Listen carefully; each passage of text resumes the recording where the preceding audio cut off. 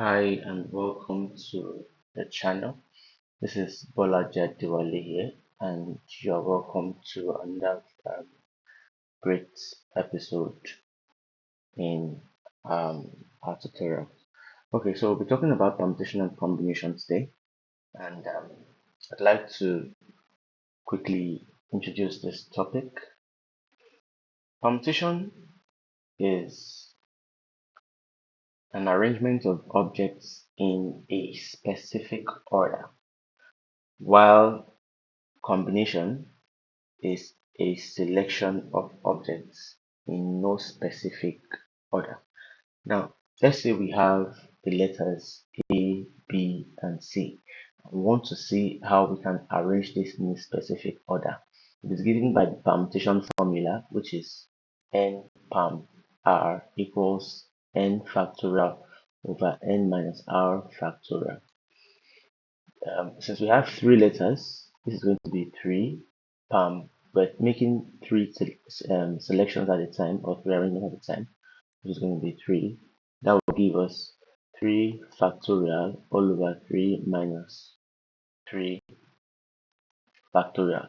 At the end of the day, all of this is going to give us 3 factorial over 0 factorial, equivalent to 3 times 2 times 1 over 1. 0 factorial is 1. That's going to give us 6 ways. And to test, we can have AB, C, we can have ACB, we can have BCA, BAC, we can have CAB, we can have CBA. 6 different ways of arranging this. Now, we can quickly try something else to see. Now, this 3 palm r that we had gave us 3 factorial all over 0. That means that we had 3 factorial all over 0 factorial, meaning 3 factorial. So another way of writing this would be for this 3 factorial. Since we have 3 selections, 3 definite objects that are making 3 different selections from, this would be 3 factorial over 0 factorial. For instance, if we also have 4 selections, say we have A, B, C, D, it would be 4 palm 4, which would be 4 factorial over 4 minus 4 factorial, which would be 4 factorial over 0 factorial, when we have distinct objects. But there's a different case where we do not have distinct objects. That means there are some objects that are repeating themselves in a particular question that we may have. For instance, let's say we have this M, E, E. So we have two letters repeating themselves, and we want to arrange to know how many ways of arrangement. Now, for arranging 3-letter words, we found out that it was 3 factorial that gave us 6 ways. But since two of them are repeating themselves, we will have to divide whatever outcome we have by those letters repeating themselves. So we have our 3 factorial here, which is no different from 3 palm 3 all over. Since E is repeating itself 2 times, we'll take that frequency and divide our expression by it.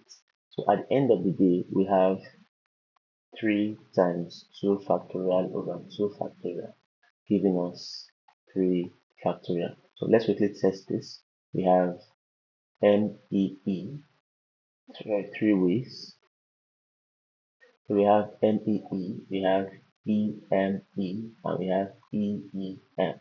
There is no other way to arrange this that wouldn't fall into either of these 3 categories. Now let's look into larger words, larger numbers that have repeating values or repeating items in an order. Let's think of the word level. You can see the word level has 5 things to select from. That would be 5 factorial all over. Now let's say we have L. L appeared 2 times and E appeared 2 times. So that would be 5 factorial over the number of times L appeared, 2 factorial, number of times E appeared, 2 factorial. Now this was going to give us 5 times 4 times 3 times 2 factorial all over 2 factorial 2 factorial.